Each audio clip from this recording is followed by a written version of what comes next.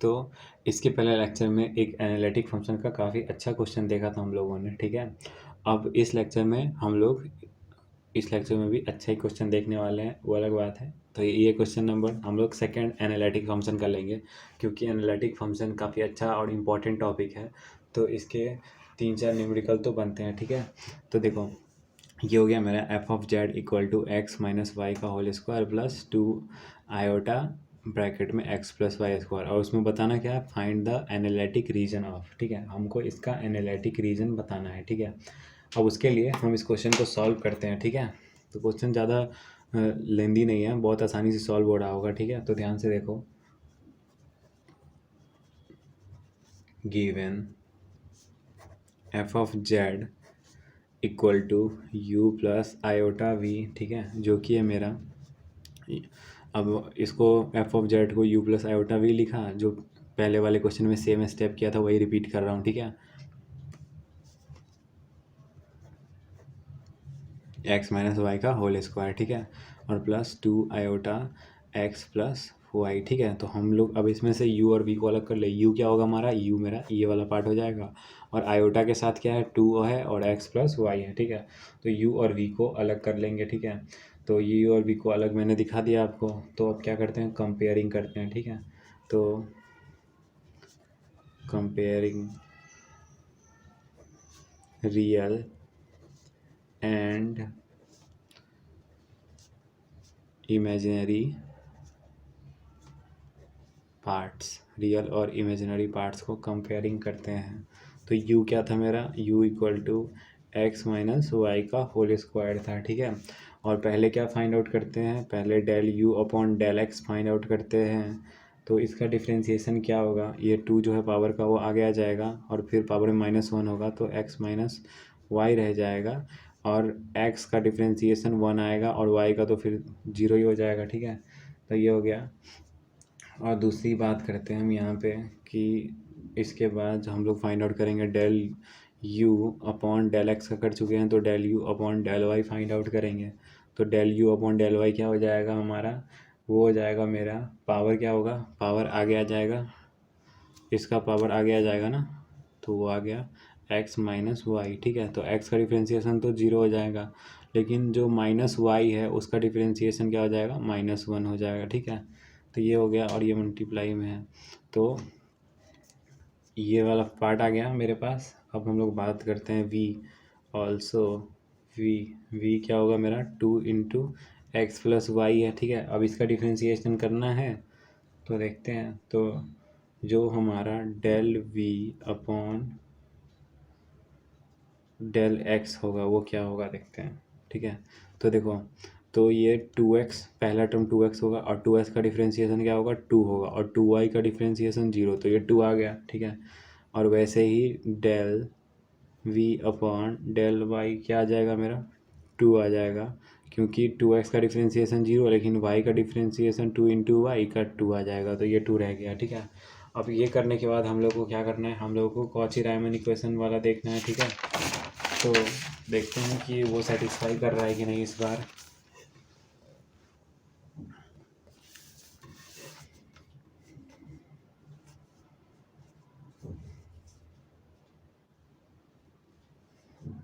जो फंक्शन है, क्वेश्चन मेरा क्या कह रहा है, फंक्शन फाइंड द रीजन, ठीक है। हमको एनालिटिक का रीजन निकालना है, ठीक है। तो अब अगला आगे का स्टेप आप लोगों को समझ में आ ही गया होगा कि मैं क्या करने वाला हूँ। अगर पहला क्वेश्चन का वीडियो अगर आपने देख के ये वीडियो देख रहे हैं, तो f of z is analytic u and v should satisfy c are equation, ठीक है। तो एफ ऑफ जेड एनालिटिक है and u and v should satisfy c R equation.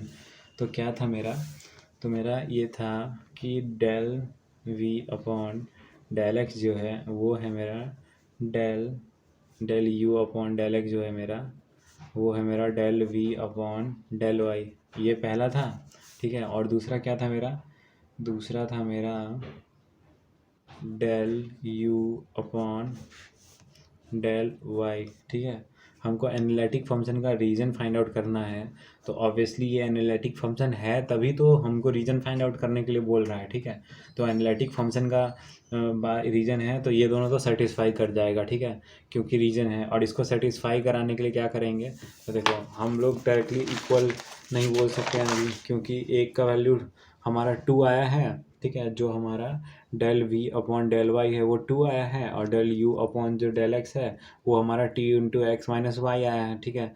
और ये एनालिटिक फंक्शन है, क्योंकि एनालिटिक फंक्शन का रीजन निकालने को बोल रहा है तो obviously it is already analytic function, हमको बस रीजन बताना है, ठीक है।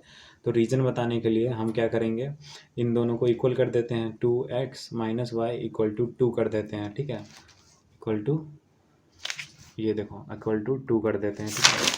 तो बस, तो 2x minus x, 2x into x minus y equal to 2, ठीक है। तो ये 2 से 2 कट हो गया, और कट होने के बाद मेरा x माइनस वाई क्या आ जाएगा, 1 आ जाएगा, ठीक है। उसी तरह से दूसरे को भी इक्वल करेंगे, तो दूसरा क्या था मेरा, दूसरा मैं बता देता हूँ आपको कि डी यू डेल यू और डेल वाई क्या था मेरा, डेल यू और डेल वाई था -2x into x minus Y, ठीक है। तो -2 इंटू एक्स माइनस वाई आ जाएगा, ठीक है। और दूसरा क्या है, minus del we upon del X, तो del we upon del X two था और यहाँ पे -2 आ जाएगा, तो ये -2 से -2 कट हो गया, और मेरा x माइनस वाई क्या आ गया, मेरा x माइनस वाई 1 आ गया, ठीक है, सेम आ गया। तो अब देखो, तो अब हम लोग बोल सकते हैं कि जो क्वेश्चन में पूछा है, तो फंक्शन एफ ऑफ जेड, एक लाइन में बस मैं लिखूंगा और आपको समझ में आ जाएगा कि यही आंसर है हमारा, ठीक है। तो function F of z is analytic at all points satisfying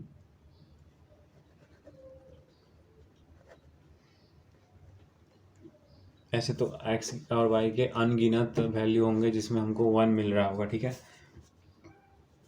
जिसको सब्ट्रैक्ट करने पे, ठीक है। जैसे 25 माइनस 24, 101 माइनस 100, तो ऐसे तो बहुत सारे होंगे, तो मैं सब लिख नहीं सकता, तो मैं बस ये लाइन लिख देता हूँ कि हमारा जो है ऑल द पॉइंट्स जो भी आएंगे वो x सेटिस्फाई करने चाहिए x minus y equal to 1 को, तो hence analytic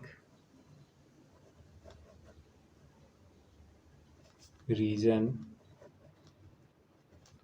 is the line. अपने तरफ से ये लिख देना लाइन, क्योंकि x minus y equal to 1 सबको पता है कि ये हमारा लाइन का फॉर्म है, y equal to m x वाला, y को दूसरे तरफ भेजेंगे और 1 को इधर, तो y equal to x minus 1, तो ये लाइन का हमको इक्वेशन है, तो हम लोग अपने तरफ से लिख देंगे कि हाँ ये हेंस एनालिटिक रीजन जो होगा हमारा ये लाइन होगा, ठीक है। तो the line x minus y equal to 1, ठीक है, तो ये इसका आंसर हो गया, ठीक है। अब हम लोग बात करते हैं हमारे थर्ड क्वेश्चन के ऊपर, ठीक है। तो जो थर्ड क्वेश्चन होगा हमारा, find the values of a and b such that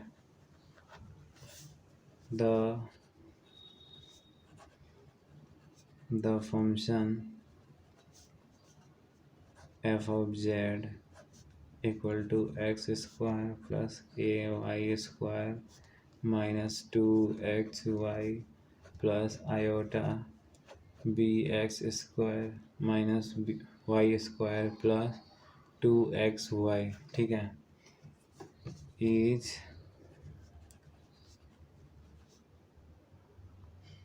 is analytic, ठीक है। also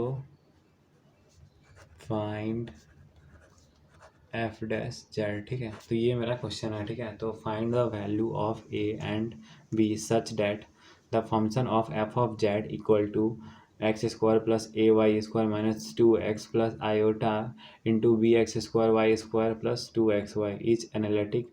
also find f dash z, ठीक है। तो हमको ये न्यूमेरिकल सॉल्व करना है, थोड़ा सा लेंदी होगा लेकिन बहुत सही न्यूमेरिकल है। इसको करने के बाद तो बिल्कुल कॉन्फिडेंस आ जाएगा इस टॉपिक में, ठीक है। तो ध्यान से देखो, गिवन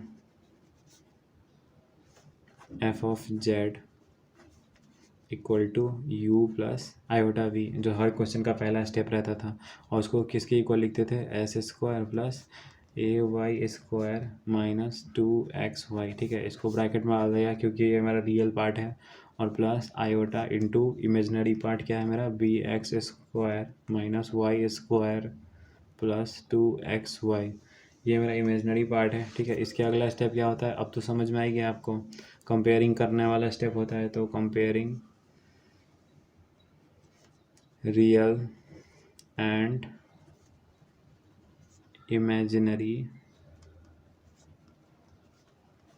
पार्ट्स, रियल और इमेजिनरी पार्ट्स को कंपेयर करना है, ठीक है। तो u क्या होगा मेरा, H square plus a y square minus 2xy होगा, रियल वाला जो पार्ट, ठीक है। तो u equal to x square plus a y square minus 2xy, ठीक है। ये u है हमारा, और इसको हम लोग बोल सकते हैं del u upon del x equal to 2x minus 2y, ठीक है। क्योंकि देखो x के रिस्पेक्ट में इसको डिफ्रेंशिएट किया तो ये x स्क्वायर का क्या हो जाएगा, 2x हो जाएगा, और जब मैंने इस पार्ट को डिफ्रेंशिएट किया तो ये इसमें क्या है मेरा a इंटू वाई स्क्वायर है, ये तो पूरा टर्म ही जीरो हो जाएगा, ठीक है। लेकिन जो इसके बाद का टर्म है उसमें हमको 2y मेरा कांस्टेंट होगा और x का डिफ्रेंशिएशन 1, तो माइनस 2y बच जाएगा बस। तो ये वैसे ही लिख दिया मैंने, ठीक है। अब मैं इसको डिफ्रेंशिएट करूँगा डेल u अपॉन वाई के रिस्पेक्ट में, तो y के रिस्पेक्ट में पहला टर्म क्या हो जाएगा मेरा, पहला टर्म y के रिस्पेक्ट में 0 हो जाएगा, दूसरा टर्म क्या होगा 2ay हो जाएगा, और जो लास्ट का टर्म है उसमें y का डिफ्रेंशिएशन 1 हो जाएगा और बचेगा क्या, माइनस 2x, ठीक है। तो इसी तरह v को देखते हैं हम लोग, also v equal to b x square minus y square plus 2xy, ठीक है। तो del v upon del x क्या होगा मेरा, वो हो जाएगा 2vx, ठीक है। एक्स स्क्वायर का डिफ्रेंशिएशन 2x होता है तो 2x, और ये b का b रहेगा, और फिर माइनस ये वाई स्क्वायर का डिफ्रेंशिएशन 0, तो इसको भूल जाओ। तो इसके बाद फिर लास्ट में ये बचता है, तो x का डिफ्रेंशिएशन 1, तो प्लस 2x बच जाएगा, ठीक है। फिर del v upon del y, ठीक है। तो मेरा पहला वाला तो टर्म 0 हो जाएगा, जिसमें y है ही नहीं, दूसरा में क्या होगा, ये 2 आगे आ जाएगा, तो ये क्या बन जाएगा, माइनस 2y बन जाएगा, और फिर डेल y, तो ये y का डिफ्रेंशिएशन 1 हो जाएगा, तो प्लस 2x बच जाएगा, ठीक है। ये हो गया मेरा फर्स्ट इक्वेशन, ठीक है। इसको मैं फर्स्ट इक्वेशन का नाम दे देता हूँ, ठीक है। अब इसके बाद बात करते हैं, अब एफ ऑफ जेड जो है, इसको अब हमको ये बताओ कि मेरा ये दोनों केस वेरीफाई कर रहा है, ठीक है। तो हमको क्वेश्चन में क्या पूछा था कि ए और बी का वैल्यू निकालना है, सच डैट द फंक्शन इतना इज एनालिटिक फंक्शन, ठीक है। तो एनालिटिक ऑलरेडी बता दिया है क्वेश्चन में, और फिर हमको ये फाइंड आउट करना है, ठीक है। तो एनालिटिक बता दिया है, तो एनालिटिक वाला जो सी आर इक्वेशन है वो सेटिस्फाई करना चाहिए, ठीक है। तो सेटिस्फाई जब करेगा, दो इक्वेशन बनेंगे, दोनों से ए और बी आ जाएगा मेरा, ठीक है। और ए और बी आने के बाद जो एफ ऑफ जेड है उसको एक बार डिफ्रेंशिएट करेंगे, और ये क्वेश्चन का सोल्यूशन कंप्लीट, ठीक है। तो f of z is analytic function, जो क्वेश्चन में दिया हुआ है कि हमारा ये एनालिटिक फंक्शन है, तो C are equation are satisfied, C are equation मेरा सेटिस्फाइड है। हम बोल सकते हैं कि del u upon del x equal to del v upon del y होगा, ठीक है। तो del u upon del x का क्या वैल्यू आया था मेरा, वो आया था 2x माइनस 2y जब कैलकुलेट किया था। तो del v upon del y का क्या वैल्यू आया था, वो आया था मेरा माइनस 2y प्लस 2x, ठीक है। ये मेरा सेकेंड इक्वेशन हो गया, ठीक है। अब हम लोग बात करते हैं डेल जो दूसरा होता है, अब तक आपको याद हो गया होगा, नहीं याद हुआ है तो वो जो मैंने ये दोनों जो फार्मूला है ये रट लो, क्योंकि ये वाला चीज़ याद होना चाहिए कि ये दोनों कैसे एक दूसरे की इक्वल होता है। कॉची रायमन का कंडीशन है ये जब तक सेटिस्फाई नहीं करेगा तब तक एनालिटिक फंक्शन नहीं बोल सकते हैं उसको। तो ये सेटिस्फाइड करना ज़रूरी होता है। तो एनालिटिक फंक्शन टॉपिक के लिए ये दोनों चीज़ बस याद होना चाहिए, ठीक है। और इतना मुश्किल भी नहीं है कि डेल यू भी है, एक्स वाई है, ठीक है। तो अपोजिट है तो याद करना वैसे ही आसान है, ठीक है। तो ये हो गया मेरा।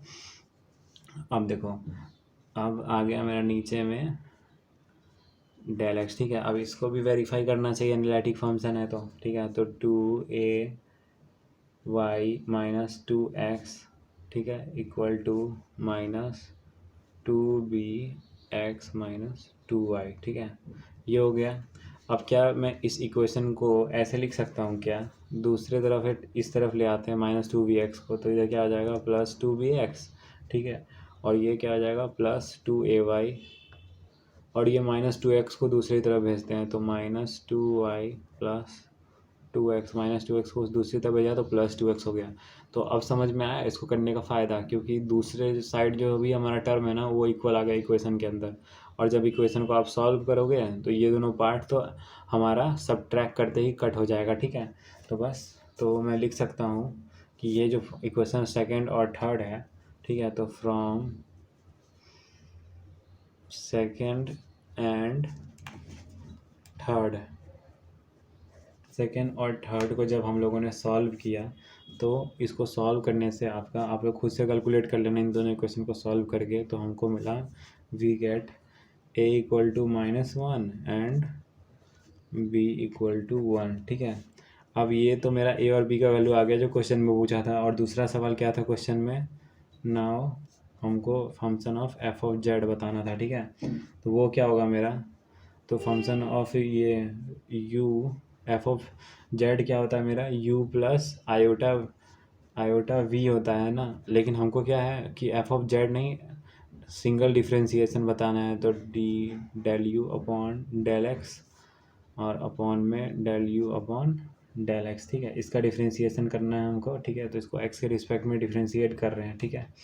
तो अब मैं del u upon del x का वैल्यू फाइंड आउट किया है अभी हम लोगों ने ऊपर में, ठीक है। तो एक्स 2x माइनस 2y आया था, और plus iota del we upon del x भी किया था, ठीक है। तो ये क्या आया था मेरा, ये आया था 2bx प्लस 2y आया था, ठीक है। तो x और y तो हमको पता चल गया, ठीक है। तो इसको हम लोग इस फॉर्म में लिख दिए, ठीक है। लिखने के बाद जो अगला स्टेप करेंगे हम लोग, सबमिट, हमको 2 दिख रहा है तो 2 कॉमन ले लो, ठीक है। तो 2 कॉमन ले लेते हैं, तो 2x plus iota square y, ठीक है, plus iota x plus iota y, ठीक है। कुछ नहीं किया है, ऐसे देख के घबराना नहीं, ठीक है। ये बस मैंने आयोटा को अंदर भेज दिया है, ठीक है। और आयोटा को अंदर भेजने के बाद मेरा इस तरह से इक्वेशन आया है। तो आप लोग ये मत सोचो कि ये b कहाँ गया, ये b इक्वल टू 1 सब्सटीट्यूट कर दिया, क्योंकि देखो हमारे ऊपर में जस्ट b इक्वल टू 1 आया, तो यहाँ b इक्वल टू 1 सब्सटीट्यूट किया, ठीक है। b इक्वल टू 1 सब्सटीट्यूट करने के बाद 2 कॉमन लिया, ठीक है। तो x तो x होगा, फिर प्लस माइनस y आना चाहिए था। तो एक चीज़ याद रखो कि -1 जो है, -1 को आयोटा स्क्वायर भी बोल सकते हैं, ठीक है। आपको पता ही अच्छे से, ठीक है। तो यहाँ पे होना तो चाहिए था -y, लेकिन मैंने -1 को आयोटा स्क्वायर लिख दिया, तो फिर प्लस आयोटा स्क्वायर y अपने आप हो गया, ठीक है। और दूसरा टर्म में 2x बचेगा, क्योंकि b इक्वल टू 1 सब्सटीट्यूट कर दिया है। तो 2 तो बाहर कॉमन ले लिया, तो आयोटा x रह जाएगा बस, और दूसरे में भी आयोटा y रह जाएगा बस, ठीक है। तो ये आ गया। अब इसको फर्दर देखते हैं हम लोग, 2 इंटू इसमें से जब मैं x और x वाला पार्ट में से x को कॉमन लेता हूँ तो ये 1 प्लस आयोटा बनेगा, और दूसरा y और y वाले में से मैं आयोटा y कॉमन ले लेता हूँ, क्योंकि दोनों में आयोटा y सेम है, ठीक है। तो आयोटा y जब कॉमन लिया तो क्या ये आयोटा प्लस 1 बचेगा, ठीक है, ये बच गया। तो अब आप बता सकते हो कि आगे क्या करेंगे, x plus iota y into 1 plus iota कर देंगे। फैक्टराइजेशन जो करते थे रूट्स निकालने के लिए, बिल्कुल वही सेम वैसा ही हो रहा है। तो बस इसको लिख दिया 2 into 1 plus iota into x plus iota y, ठीक है। तो हम बोल सकते हैं कि हमारा single differentiation of f of z आ जाएगा 2 × 1 प्लस आयोटा इंटू जेड, ठीक है। तो ये क्या हो गया मेरा, ये आंसर हो गया, ठीक है। तो आज के लिए इतना ही, ठीक है। और जो एनालिटिक फंक्शन का बेसिक होता है कॉची रायमन इक्वेशन वाला पार्ट, उसमें मैंने मतलब इतना ही है, इतना ही न्यूमेरिकल है, ठीक है। तो इसके बाद हमारा, ठीक है, ये मेरा एक क्या बोलते हैं इसको, एक टॉपिक है कंस्ट्रक्शन ऑफ एनालिटिक फंक्शन, जो कि हम करते हैं मिलने थॉमस मेथड से, ठीक है। तो वो मिलने थॉमस मेथड देख लेंगे, ठीक है। उसके बाद हार्मोनिक के मैं 1 से 2 लेक्चर लूँगा, और ठीक है, और ये चैप्टर मेरा ख़त्म हो रहा होगा, ठीक है। तो बने रहे, बस अब 2-3 लेक्चर का ही बात है, तो थोड़ा धैर्य रखो, ये चैप्टर कंप्लीट ही होने वाला है। और इसके बाद जो कॉम्प्लेक्स इंटीग्रेशन वाला जो चैप्टर है हमारा, वो बहुत ही छोटा चैप्टर है, उसको मैं मैक्स टू मैक्स 10 से 11 लेक्चर में 10-10 मिनट 15-15 मिनट का 10 से 11 लेक्चर में उसको ख़त्म कर दूंगा, ठीक है। जो था यहाँ तक ही मेहनत करना है, तो बस थोड़ा सा सब्र करके इन लेक्चर्स को कंप्लीट कर लो, ठीक है। तो आज के लिए इतना ही, थैंक यू।